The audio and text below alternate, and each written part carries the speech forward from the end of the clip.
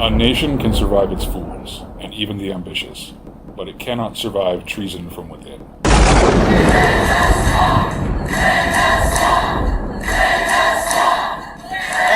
they've been wrong about the wars. They've been wrong about jobs. They've been wrong about everything. The question is, are they stupid or do they have a plan? I actually think for the most part, they have a plan, but some are not too smart. Welcome to the horrible, deplorable show, the anti-globalist, America First program dedicated to dehoaxing the media and destroying the narrative.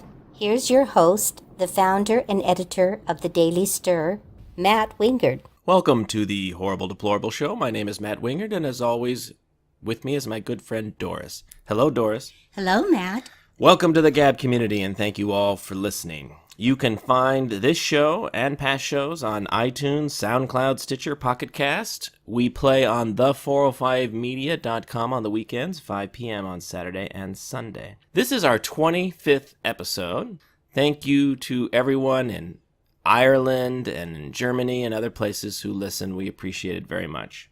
So let's talk about Judge Roy Moore and the scandal that has been created around him and the hypocrisy of the media and the left. I don't want to go into too much into these accusations because I find it very difficult to deal with accusations that come from 40 years back. I don't think it's appropriate for a person to have to defend themselves against accusations that are 40 years old. The only exception I would make to that is murder or a truly violent act, a physically violent act. Beyond that, you're into a lot of realms of what people remember and how they remember it. And any attorney will tell you that eyewitness testimony is the most unreliable evidence in court because our brains are funny things and we just perceive things differently from each other and we interpret things differently and then we remember things differently. I'll give you an example. I have a memory of back when I was about 6 years old in kindergarten. I won't go into too much detail about the memory, but to this day I have no idea whether that actually happened or whether I dreamed it. And it's because so much time has gone by that I no longer really have a clear hold on the source of that memory. And it doesn't haunt me and it's not affecting me in any way. I'm just using it as an example of the fact that as time passes, our minds begin to break things down. I cannot tell you how many times I believed I remembered something a certain way, and when I've recounted it to a friend or somebody else who was there, they have corrected me and told me that, no, you actually said this, or we were at this other place, or that didn't happen there, it happened over here. And this is just the truth of how our minds and memories work. And this is why we used to believe in something called the statute of limitations on crimes, although some of that is being repealed now. On these sex-related crimes or sexual-related crimes, which are probably the least reliable kinds of things than, say, armed robbery or murder. But even in a situation where somebody has been murdered, that's a very traumatic event to be involved in if you were around it or if you witnessed it or you saw it. And the idea that you will remember it specifically and correctly decades later, it's a memory like anything else. And anyway, that's a long-winded way of saying that I have a real problem with accusations that come from far back. For our listeners out there, try this with a friend. Some memory you remember and see if they remember it the same. But don't go back 40 years, go back only 10 years, for example. So we've been seeing a lot of hair pulling and faux outrage, and I don't need to pile on and say anything that you don't already know from following our news feed and other things, but I mean, it's obvious that the Democrats don't mean it when they harp on all this because they have all sorts of these scandals in their past, including obviously Bill Clinton that they've covered up for or that they made excuses for. So they don't really mean it. And you know, if you've listened to me, that I've talked about this 180-degree tactics that the Democrats use where they're not outraged by certain things on Wednesday because it's happening to, it involves their people. And then on Friday, they'll be absolutely mortally outraged about it because it's a useful tool or weapon to use against their opponents. And this is just the game that they play. And they have relied for decades on the fact that we will play it honestly, that we will hold ourselves to certain standards and those kinds of things. And it's sort of how we've defined ourselves. It's the excuse for being the Washington Generals in the basketball game that, well, yes, but the Harlem Globetrotters, they don't actually follow the rules of dribbling and everything else. They carry the ball. They violate the basic rules of basketball in order to get all those points and steals and everything. And we, the Washington Generals, we play by the rules. Yes, we lose. Every night we come out and we lose, but we go into the locker room at the end of the game filled with the dignity of knowing that we played by the rules while our opponents did not. This is something that Conservative Inc. still sells to this day, because in their minds it is better to lose with dignity than to win with dishonor, which is how they would define it in their minds. And I saw someone in the Senate tweet out that Roy Moore could not be allowed to join the Senate because he would wreck the integrity of the Senate. And I literally laughed out loud. I mean, that is just so absurd. This is a Senate that had Ted Kennedy in it, and that had Joe Biden in it, and that had Bill Clinton's wife in it. And it has Bob Menendez in it, and he's on trial right now for bribery, in which, as part of that testimony, it's alleged that he paid for very young, teenage, perhaps even underage hookers when he was overseas. And where's the press digging on that? Where's the Washington Post trying to dig in and find the people who he may have hired for sex in those foreign countries? They're not interested in it, which just shows you that they expect our people to retreat at the mere accusation, and they will defend their people till the last dog dies. I want to read something from the Daily Caller that I actually thought hit on this. It goes on to talk about this hypocrisy and why the Democrats are full of it on all of this. And then towards the end, this Scott Greer, deputy editor of the Daily Caller, makes some really good points about the new landscape, which you've heard me talk about on this podcast before, and I think he's captured it perfectly. So he says, to Moore's supporters, it appears the only side that has to enforce the supposedly bipartisan consensus on decent behavior is their own. And then he says later, a lot of conservatives may say that two wrongs don't make a right, and the right should be better than the left when it comes to the bad characters on their own side. But outside boosting the self-esteem of those conservative pundits, the electorate and society don't appear to reward being the bigger man in politics. Democrats and liberals are still going to tar the Republican Party as the pro-pedophile party no matter how many GOP leaders come out against Moore. They are also not going to suddenly hold their own people accountable unless they are no longer useful in response to the principled stance of their Republican foes. The left will just celebrate the humiliation of their opponents and the acquisition of a crucial Senate seat. And finally, he says, Moore's supporters see the candidate as a man in their own foxhole willing to fight for them no matter the bad press or withdrawn funds. This is a war for survival against villainous leftists, and surrender is not an option to those hardcore supporters. That's why they're sticking with him. The left is not upholding the bipartisan consensus, so why should Moore's base? Exactly. He's simply putting into a short op-ed what I've been telling you now for 25 episodes. And this phony Clinton contrition that's going on now, we've recently had articles in the New York Times, in The Atlantic, and in Vox, all saying that, sort of reassessing the Clinton thing and saying, yes, he should have been held accountable, and we believe Juanita Broderick's claims of rape. Now, this is Barbra Streisand. BS. Because, of course, he has absolutely no use to them now. It's 20 years later. He's out of politics. His wife is now out of politics. She's made her last run for president, and so the Clintons are no longer of any use politically. Matter of fact, now the Democrats kind of want them out and out of the way so they can clear the decks for the 2020 race. So of course they'll throw them in front of the bus, or under the bus, or on top of the bus, or over the cliff, or whatever phrase you want to use, because it doesn't matter. When it mattered, these people defended them to the hilt. So it is absolutely disingenuous for them now to say, because of course they want to seem like they think these accusations are a problem, they want everybody to focus on the destruction of Roy Moore because that's the current goal they want to accomplish. And so, of course, they'll throw somebody from their past under the bus. It doesn't matter. It's not genuine.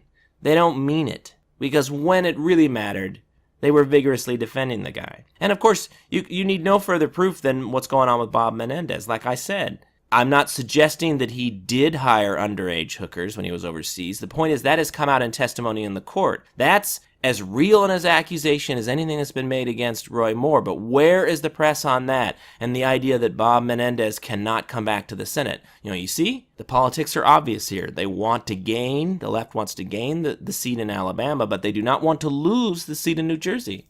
And so there is no morality here for them. They do not care. Now, do women lie about this kind of thing? Well, you're going to get a fairly well-informed or biased, depending on which way you want to categorize it, opinion from me because I've lived this personally.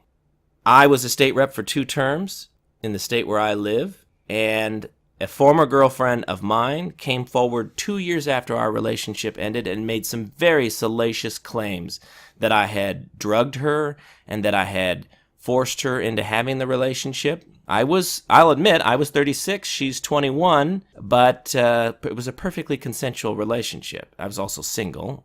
So there was absolutely nothing illegal about the relationship. There was nothing unethical about the relationship. In the state where I live in Oregon, you can hire your own relatives in the legislative office. So most people hire their own spouse to work in their office so they can collect the salary for that. She did work for me, but I can tell you for a fact that I have lived the experience that women do lie about this. And I tell you, I have had many clients in public relations over the years, and there's only one client in that entire time that I ever feel like I failed.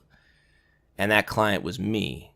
When these allegations came, they were so personal, and I was at the center of it, that I was not able to act as the independent mind, the independent consultant that I would have for someone else. And instead, I was frozen in shock and anger. At the time, I was single and actively single, and I will fully admit that I was more than willing to accept the attention of any attractive female who came on very strongly to me. And this was an example of somebody who did that. She wanted to date me, she wanted to work for me, and I acquiesced to that. It became very clear in the course of our relationship that she wanted me to fire my chief of staff and to make her my chief of staff, something that I was not willing to do. We talked about it repeatedly. I rejected the idea repeatedly, and it started to dawn on me that that may have been the purpose of the relationship. And when she figured out that I wasn't going to make her the chief of staff, she ended the relationship after 4 months.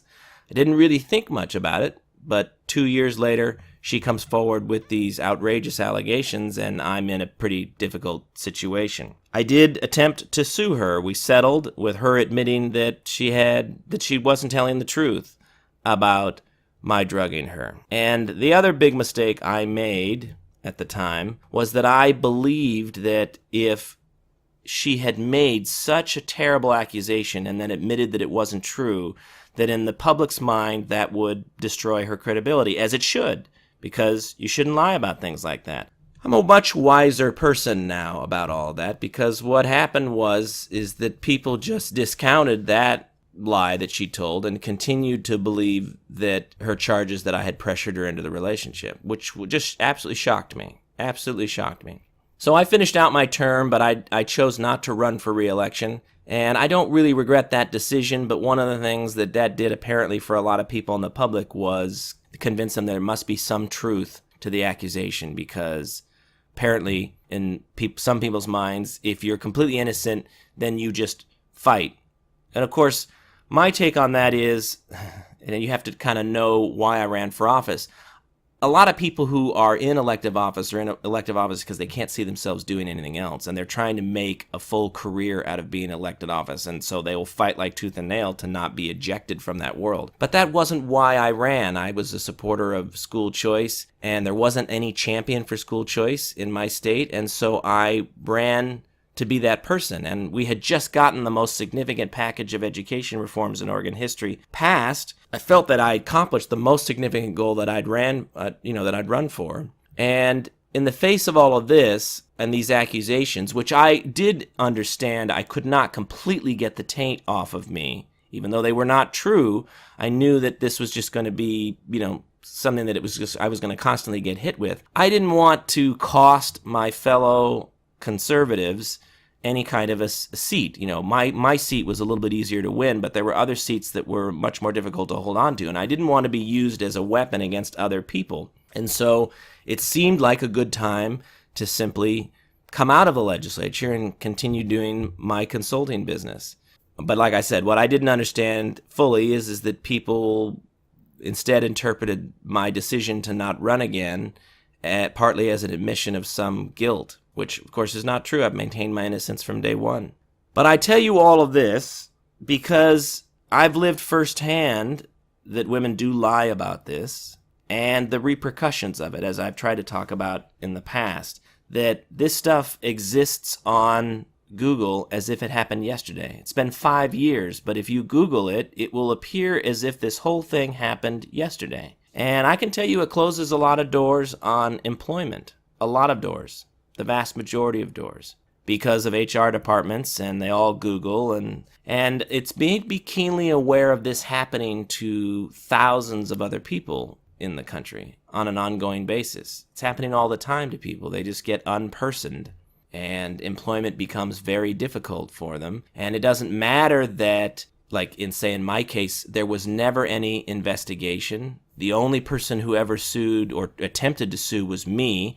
She settled with me. She admitted that she wasn't telling the truth. I have a newspaper in this state that every year or so, whenever some politician gets in trouble, wants to, at the bottom of the news story, rehash past political scandals. And they never fail to mention me. But when they mention it in their 3 sentences, they always just say that this woman accused me of pressuring her into a relationship and that I denied it. That's the only thing. They never talk about the fact that she lied about something very significant and then admitted that she hadn't told the truth. They never mention that. This has been repeatedly brought up now over the last 5 years, at least a half dozen times in the newspapers as sort of a past incident, and they've never once printed that she lied and admitted that she was lying about something. And again, that's the power of the liberal commanding heights.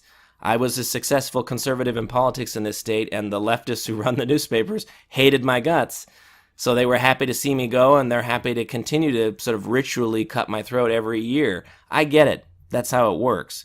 But, when these things happen and you're all watching them, I'm somebody who's personally lived all that. So I see it. It's a lot more fresh for me than it may be for a lot of you. But chances are you know somebody who has been injured through social media or through false accusations in the world, and you know how devastating all of that can be. And it is amazing to me, these lynch mobs that form around this completely bogus idea that women never lie about things related to sex. The stories, and I could sit here for a half an hour and go through stories of men who have experienced this and who have gone to jail and spent years in jail. I was just reading a story the other day about a guy down in LA who spent 10 years in jail. And eventually the woman was caught on tape admitting that it was not true. And of course his conviction was vacated and all the rest eventually, but no one, who gives him back all that time he spent in jail? Or his reputation. And there's some guy who was on television in the UK who was accused of sex with a child. Eventually that was proven not to be true. Can you imagine? He can never get the stink of that off. Never. I don't care that he's been exonerated. It will follow him forever. And our society at this point has not grappled with the fact that these kinds of allegations, even if they're proven to be false, you're never free of them. You're never free of them. I see that Hollywood has become a complete free fire zone on the men around these allegations. I know that Breitbart's been keeping a list. It's got to be approaching 70 or 80 men that have been caught up in this. I'm of 2 minds based on what you just heard from me.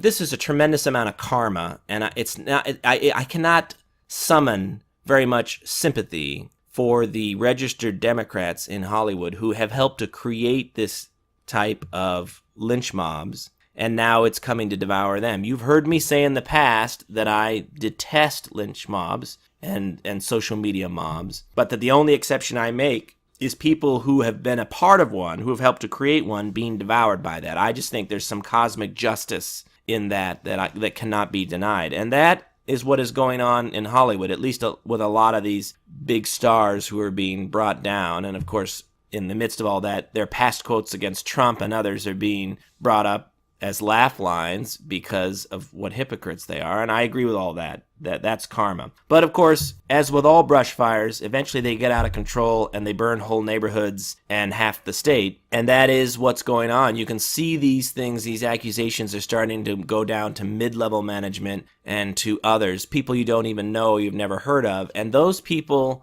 they're not Kevin Spacey or some of these others who are, if you're so rich, this is the thing. Some of these guys are so wealthy that even if their career ended tomorrow, they'll be fine. I mean, they may be nursing a grudge about what happened if they feel they were wrong in some way or another, but they're still rich. The people my mind immediately goes down to are the people who are just working stiffs who get unpersoned in these scenarios. And you can see that these accusations are beginning to filter down to people who you've never heard of, who are not famous, and who are going to be unpersoned, and this stuff's going to live on Google forever, and they're going to find it impossible to be employed for the rest of their lives. What I don't understand is how the new word for rape is unwanted touch. Well, the definition around all this stuff is quite expansive. And, you have everything from, this starts with Harvey Weinstein, who's got something like 80 accusers. I don't think you can find anybody that won't agree that this guy was some kind of supervillain and that he deserves what's coming to him. The problem is that this immediately just begins to spiral out and to grab everybody within close proximity. And again, at first, when it's reaching wealthy people, especially registered Democrats who've been haranguing about Donald Trump and who are now being exposed as hypocrites, it's still kind of amusing and it's hard to have any sympathy with them. But at this point, it's a raging fire and it's going to burn right down to the soil. And a lot of innocent people are going to be run over in this process, I absolutely guarantee you. And then we'll get all the tearful stories in about 10 years about the people who committed suicide as a result of this, and the people who were homeless or drifted or couldn't do anything, and how the evidence was never clear on this. And there'll be all these sort of tut-tut from the media about how, it's a shame that this guy's life was ruined from these false accusations. They're happy to print all this stuff right now, and they're going crazy selling papers or getting clicks off their websites. And then they'll be happy to turn around and get clicks in 10 years doing all the mournful and sorrowful stories about how it got out of hand. Because they don't really care. They're soulless ghouls. The Trump tax reform is making its way through Congress. It looks like it may pass the House here shortly, and there's some back and forth about whether or not they have the votes to pass it in the Senate. I want to make one point about the back and forth. Instead of listing everything that's in the tax cut, I think it's safe to say that when you do hear the details about the tax cut, you're going to be pretty dissatisfied with it. And I want to go back to something I said in a much, much earlier podcast, that this tax cut is really only about one thing. It's about cutting the corporate rate. And it looks like that rate is going to be about 20%. Trump originally wanted it to be 15%, but it looks like he's willing to settle for it coming down to 20%, to be one of the lower rates in the world. Now, why is this important? For the average person, it doesn't seem like it's that big a deal because it doesn't directly affect them. And there's some trickle-down economic arguments you can make about this, but I won't bother because people of goodwill are on both sides of that. The point to be made here is that Donald Trump believes in this. President Trump believes in cutting this corporate rate. He believes it'll help repatriate a lot of money back into the United States and that it will cause a lot of economic growth and investment on the part of corporations. So whether you agree with that or not, that is what's driving all this. Trump and his negotiators basically are willing to give anything else away in this deal in order to make sure that there is that corporate tax cut. And that's why you'll notice there just isn't a lot else in it. And everything else that is there, the child tax credit and stuff, it's all just sugar coating on the outside of the chewy center. It's all stuff designed so that it can't be fully, although it's going to be anyway, attacked as a tax cut for corporations and the rich. Because, of course, it is. It is. So they're stuffing other things in there so that it isn't so naked in its approach to cutting the corporate tax. So it's going to be, for the average American, it's going to be fairly unsatisfying. This is why I've said from the beginning that Republicans needed to pass other things like Obamacare repeal and replace and the wall and lots of other stuff, because if the only thing that they can accomplish is this corporate tax cut, then they look like they're totally in the pocket of the Chamber of Commerce, which of course they are, but it just looks terrible because they are not passing something. I think an argument could be made that if the tax cut, as Trump believes, ignites the economy, that ultimately does benefit everyone, but it doesn't connect for people politically. They don't see it and they don't feel it. It's not as visceral or as emotional as other things like immigration reform and repeal and replace of Obamacare. And it was important for the coalition to pass all of those things. And instead, they're able to pass nothing except, it looks like, just the corporate tax cut, or what they'll call a tax cut with this other sugar coating around it. And they think somehow getting that done is going to be some big accomplishment. And it's important because it is accomplishing a goal that's very important to Trump. And it's a goal that's important to him because he thinks it's the linchpin to maintaining 4% growth in the country. So it is extremely important from a economic standpoint. It's very important. From a political standpoint, this is a complete failure. If the only thing the Republicans can accomplish going into the next election, in the 2 years they were given full control of Congress, if this corporate tax cut with some sugarcoating around it is the only thing they can get done, they're in for a world of hurt. And the saddest thing about all of this is the problem is in the Senate with Senate Republicans, and yet there's almost zero chance that Republicans are going to lose the Senate because of who's up for re-election. And instead, what's very likely to happen with Republican enthusiasm down in the next election here next year is that we may lose the House. And the House, as much as people don't like Paul Ryan, he has dutifully gotten the Trump plan passed through the House. These bills have gone to die in the Senate. And so, of course, the House is going to end up getting punished and lose power over what the Senate has failed to do.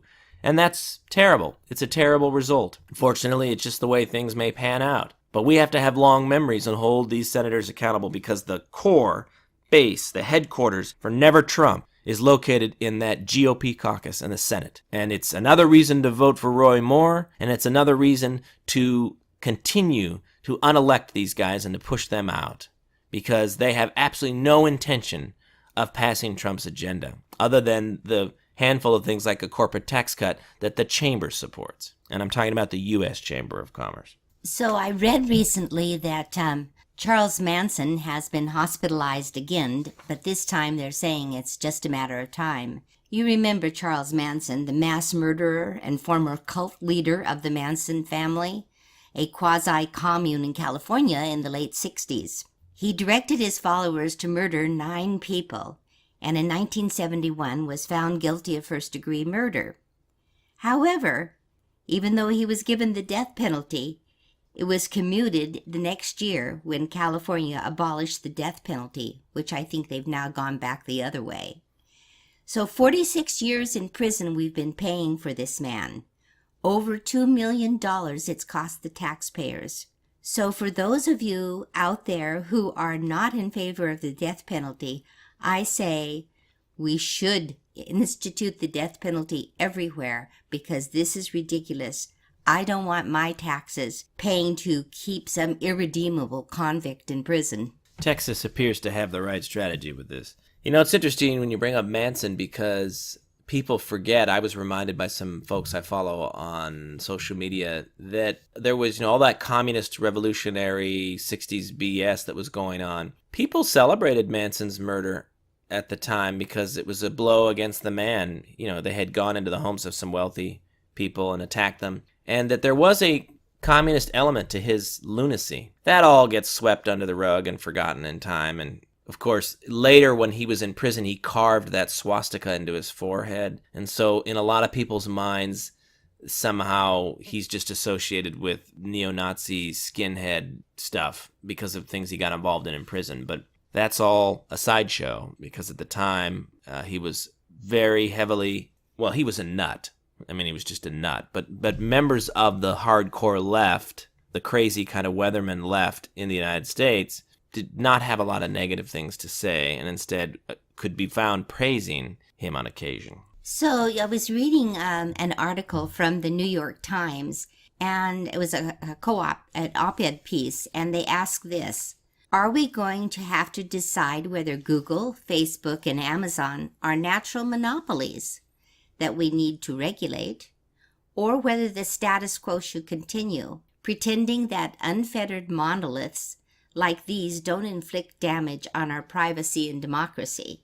So what's been happening with some of these giants? Did Facebook spread lies for money, distorting our elections?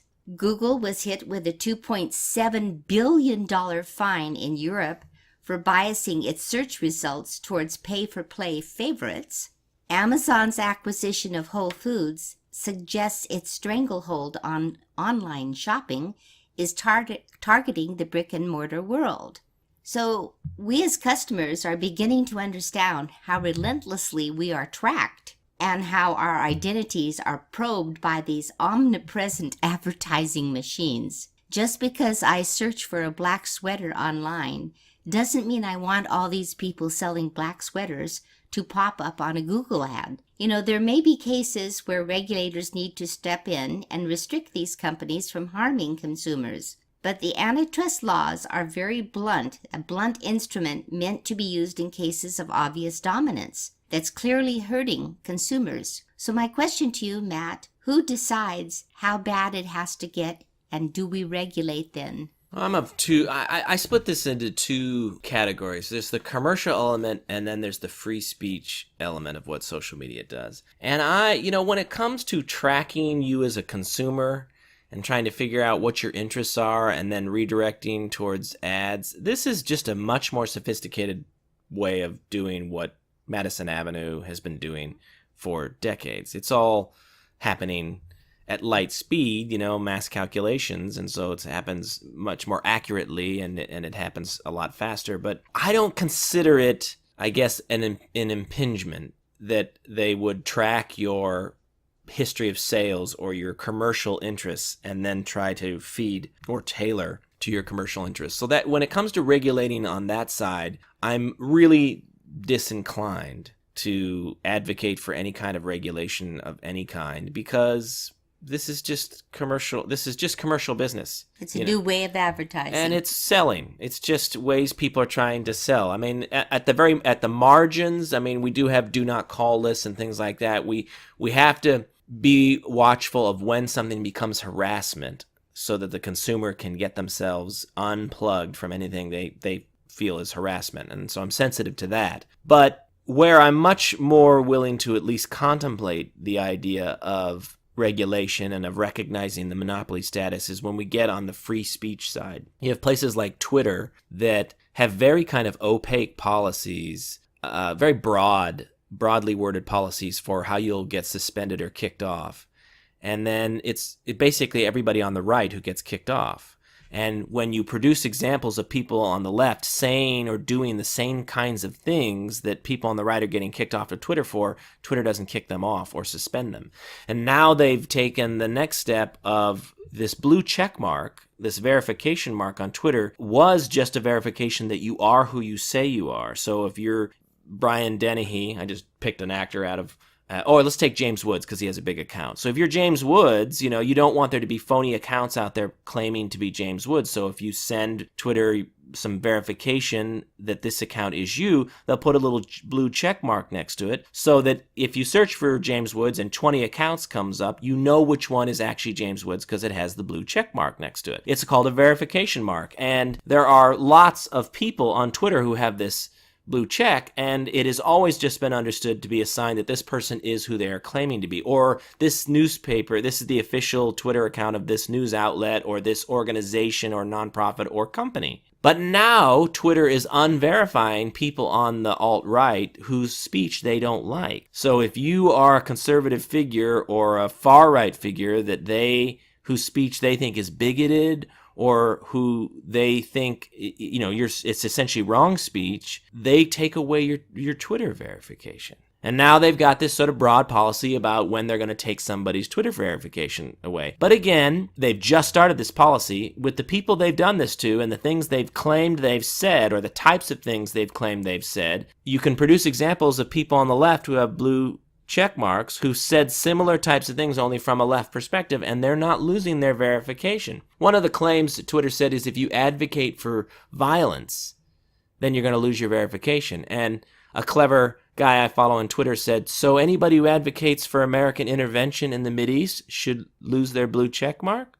Because, and it goes to a good point, is what is advocating violence? Who gets to define that? I mean, obviously there's a very narrow one of actually advocating for physical violence on another person, and this is known to be illegal and has been illegal for a long time. But Twitter's obviously going to interpret this quite broadly, and it is clear that these are all tools used to marginalize people on the right. The president's Twitter account disappeared for a couple of hours last week, and it turns out it was an employee. They claim it was a contract employee who did it on their last day, but it raises all sorts of questions about who has access to individual users' Twitter's account, who has the ability to delete a Twitter account like that within the company. Some contract employee has access to those kinds of things. And then what I'm curious about is, when it comes to a lot of these social media accounts, there's, like with Twitter and others, there's things called direct messages where you can have a private conversation with somebody on Twitter in your inbox that nobody else sees, except that I think it's clear that the people at Twitter can read your direct messages. And they're clearly turning all this information over to the government. And so, again, if you have all these lefty all of these social media accounts are run by leftists. They're being very arbitrary in how they're enforcing free speech. They're essentially not following, they would have to broadly allow things if they followed essentially Supreme Court precedents. But instead, they're claiming the right as corporations to police it any way that they feel. And I think they're also abusing the confidentiality that users would expect that they would have within their own system. Now, the pushback on this is it's a private company and they should be able to do whatever they want. And this is where the monopoly argument comes in. When you're Twitter and you have, a billion users or whatever it is or more, and basically when it comes to that device and listening to Donald Trump and all of these other media outlets and folks, that's the only outlet. There is no alternative to Twitter. I realize that Gab is growing, but Gab has less than 1 million followers. So at some point it might become a competitor, but at this point it is not. And Facebook has basically no competitor. How many companies are now using their Facebook page as part of their full-on marketing plan? I know that Doris here, the local community, has a Facebook page, and most communities have a local Facebook page. Where's the alternative to that? Now, I agree there are some alternatives, but it's getting more and more to feel like these social media entities have a very exclusive domain, and that a lot of, for instance, what's the public square? All of our free speech laws are designed around this concept of the public square, that a person can go, when we think of the public square, think of the town square in the Back to the Future movies. This is actually a set on the Universal lot, but it is meant to sort of very much look like Americana and the old town square with the courthouse and the clock tower and everything around a park in the middle of town. Well, for most of American history, that's where the public was. They were around the courthouse, that's where the restaurant was, the movie theater was there, and so if you were there with a sign or expressing your free speech, people heard you. That's how you got heard. Well, no one goes to the town square anymore. There's no town square like that. And a very good argument can be made that a place like Facebook or Twitter is the modern public square. That's where people are going to have conversations with people, to discuss politics, to express themselves. They're doing it all the time. And so, if an argument can be made that that's the public square, then it doesn't really matter that a corporation owns it. If that's where free speech, or the majority of free speech, or the most consequential free speech is taking place, it has to be protected at some point under these basic constitutional principles. Again, when you're dealing with something like free speech in the Constitution, there's an element of it that has, and again, I'm not making a living Constitution argument, I'm simply making an argument that you do have to recognize how times have changed. You can't just continue to make the argument that the free speech only applies to the kind of pamphlets that Thomas Paine and Benjamin Franklin were making. Newspapers came along, and obviously the free speech laws moved to the newspapers. And then ultimately, when television and other things came along, free speech has to be interpreted to include those as well. And so if the public square has moved to these social media outlets, and they're never going to have 100% control. But if you can make an argument that they have 75, 85% of the conversations about politics are occurring within this sphere, that's a strong argument that it's the public square. And if the people who control that public square are systematically silencing certain voices and not others, then your basic principles of free speech, that American citizens have the ability to be heard equally, they have equal access to being heard, that's being impinged. And that's, again, I'm not convinced we're there yet, but we're creeping towards the point where I think an argument can be made that these are monopolies who are hurting free speech. They are curtailing free speech. Now, again, I think they could get away with this if they were even-handed. I personally, I think they should be much more open to just allowing a free discussion to occur. But there's so much social justice warring and snowflaking that people shouldn't be able to tweet the image of the Nazi swastika or whatever. My argument here is that if they were as vigilant about suppressing speech on both sides that they thought was over the top, I think that they probably could get away with this. I still think they're going to run into a problem, because ultimately if you go beyond the bounds of the Supreme Court, then you're into your own subjective interpretation of what upsets somebody. And who are you listening to? And so, of course, what they're doing is they're listening to voices on the left. And if they listen to voices on the right, they'd be censoring basically a lot of their own customers, and they'd be putting themselves out of business. So because they see the alt-right as a small segment, they feel like they can suppress it and get away with it. But this is precisely what has been addressed over the years in Supreme Court decision after Supreme Court decision. The point of enforcing free speech rights is not to protect the free speech rights of the majority, but of the small minority. You don't need to protect the free speech rights of things that are genuine, that are part of the majority or that are widely held beliefs. Because obviously, by their very nature, if they're widely held beliefs, they're not going to be suppressed. It's people who have minority beliefs, who are white supremacists or who are communists or what have you, they need to be able to express themselves too. They're the only ones who really do need protection, because they're the ones, obviously, that will be subjected to suppression by the majority. Anyway, it's a long-winded way of saying that basically on the commercial side, I don't really see room for... You'd have to show harm to the consumer, really, before you could start talking about regulation there. But I am much more concerned about suppression of free speech when it comes to these conglomerates. Well, how about Amazon? I mean, they're controlling so much of people's shopping. Part of this is due to time. People seem to have less and less time. But I also think some of it's due to traffic messes. Who wants to go out shopping when it takes so long to get to the shopping center? But what is this causing? It's causing most of the grocery stores, or at least the big chains, to offer, just tell us what you want, we'll deliver it to you, and we'll even store your preferences so that you can reorder easily from us.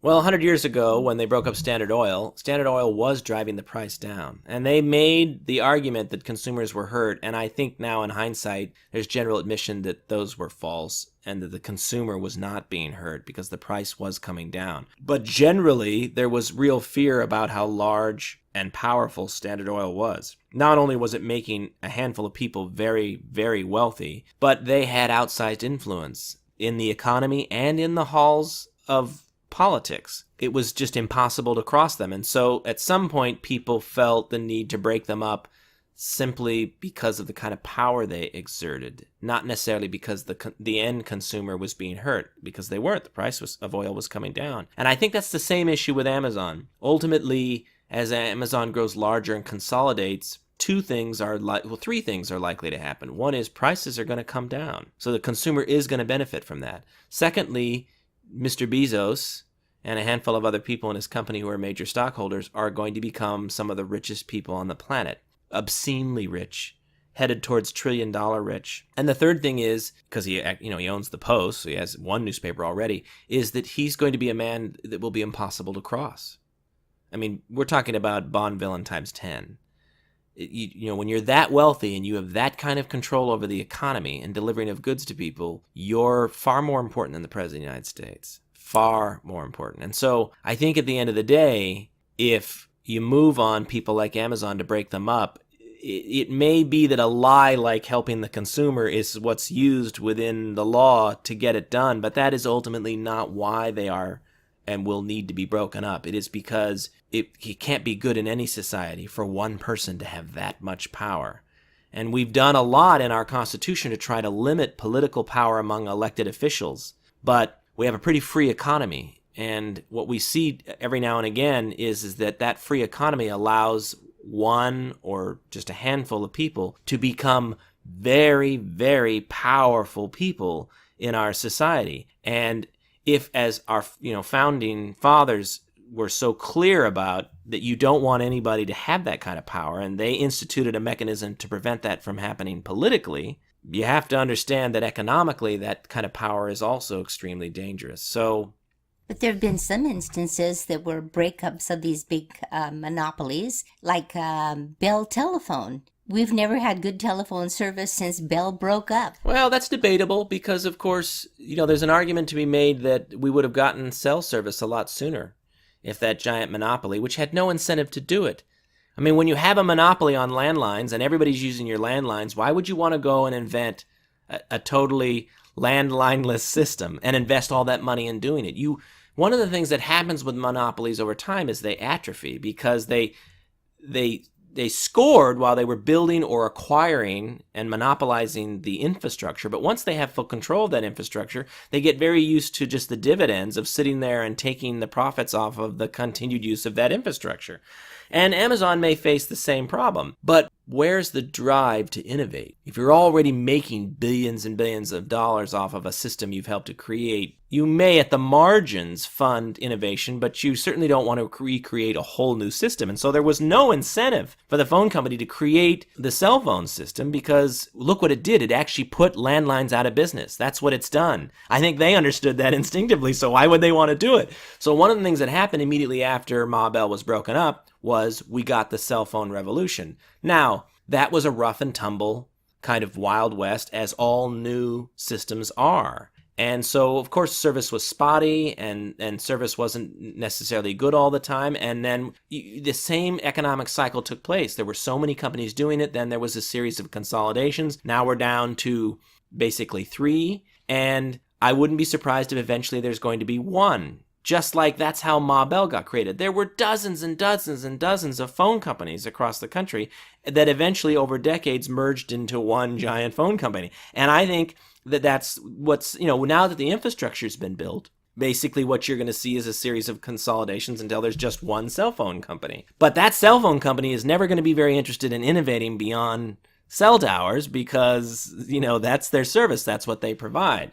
So this is an ebb and flow, and, for the most part, it's best just to let markets work. But occasionally breaking up a giant monopoly is not necessarily a bad thing because of all the innovative forces that it unleashes.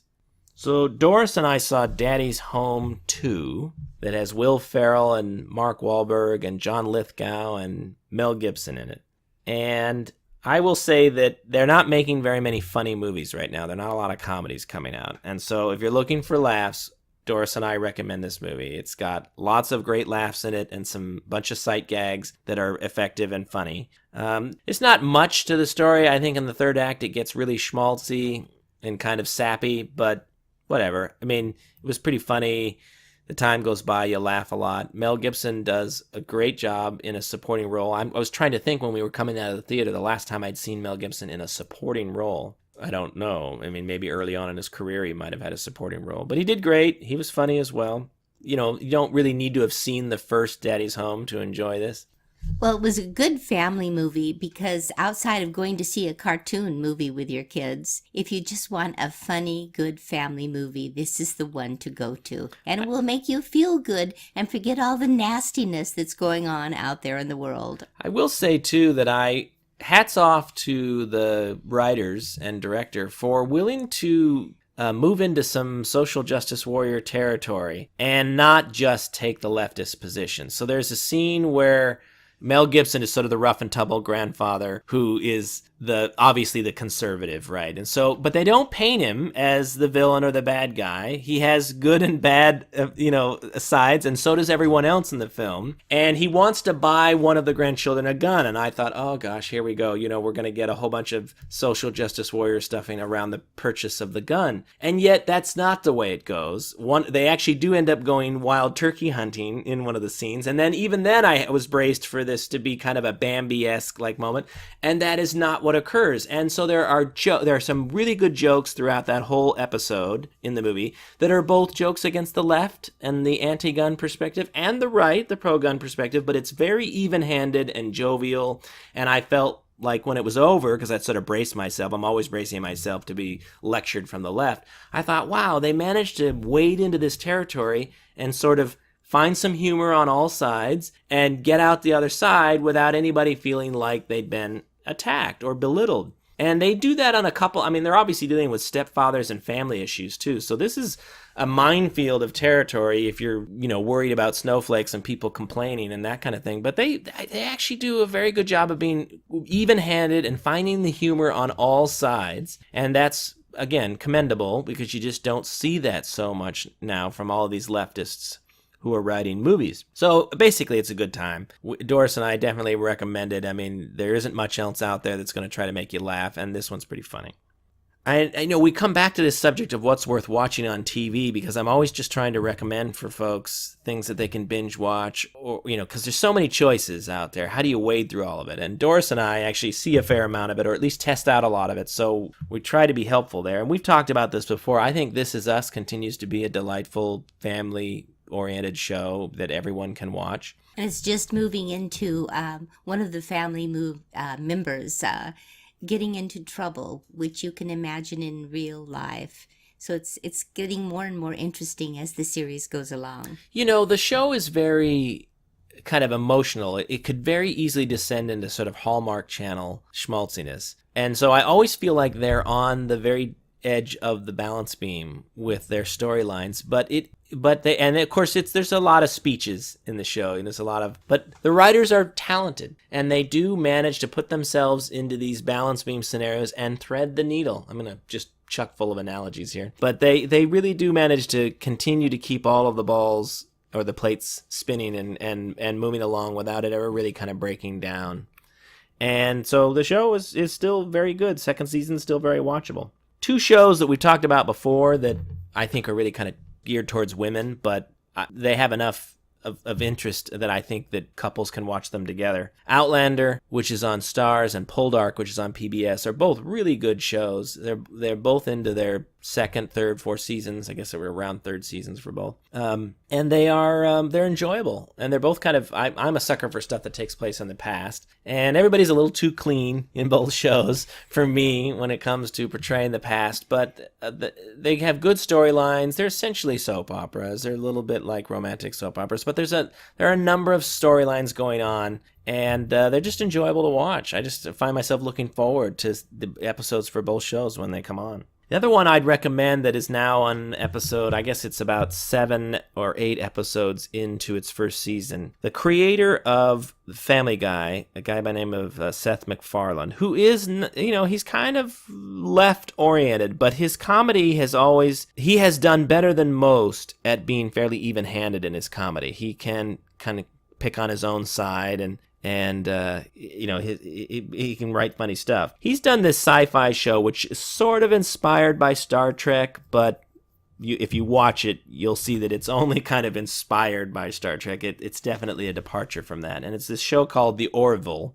And it's this, he's a captain of a ship, and they're out in space, and so it takes place in the future. But it's definitely a comedy. And I will say, it's funny.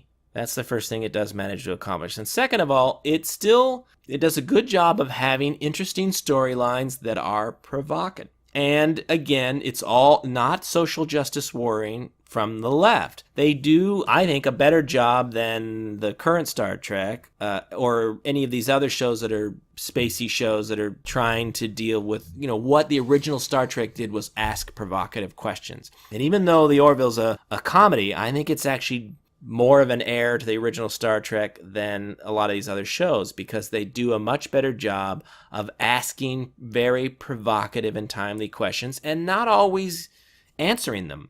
Like what?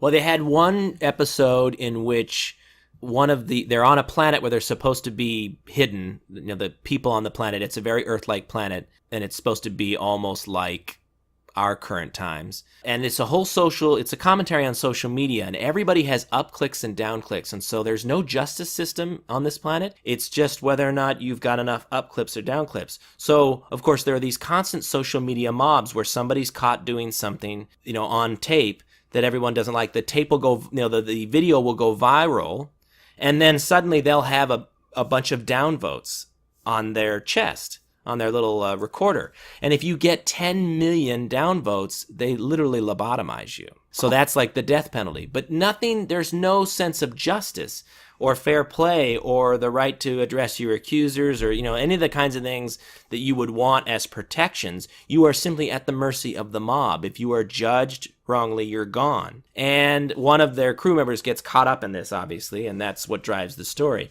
But it's obviously meant as a commentary on our social media society, and it's done very well. There's another one that has to do with them infiltrating an enemy ship, and that ship's going to attack a colony, and then they have to decide whether or not they're going to blow up that ship to stop it. But the ship is carrying children. There are children in a classroom there, that the enemy has. They're training their own children. And so these guys are conflicted over, do we blow up the ship that includes the children, or but we got to save this colony that they're going to attack. So it's questions like that get asked, and which I think is directly related to the idea of collateral damage in drone attacks and things like that. If you're going to kill a terrorist, is it okay to kill their family too? And again, they deal with these in a very even-handed way, and they don't always end the show on a light or happy note. Sometimes things are left a bit ambiguous, or a decision is made that is the exact opposite of what you thought the leftists were driving towards. And so in that way, I kind of honor the show for being very original. But like I said, this is a comedy, so it's mostly played for laughs. But based on the fact that most of what's out there is kind of the dregs, I can recommend this show. It's interesting. It's a good take. I know, Doris, you would recommend The Good Doctor. I do, and I know Matt doesn't like this, but... Well, Matt's rules are no lawyers, no police procedurals, and no doctor shows, because they've made 10 million of those, and I'm done with them.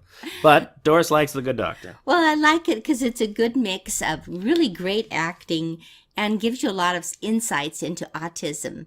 So maybe I'll tire of the show, but for right now, I'm really liking it. So that's a show created by the same guy who did House. So we're just about out of time. You can listen to all 25 episodes of this show so far on iTunes, SoundCloud, Stitcher, and Pocket Cast. Thank you to everyone who's been listening. We appreciate it all the way through the first 25 episodes, and here's to 25 more. This is a labor of love, but we need to grow, so I'm hoping that you will share this podcast with a good friend who you think would also enjoy it. Trump supporters, you are not alone. Goodbye, Doris. Goodbye, Matt.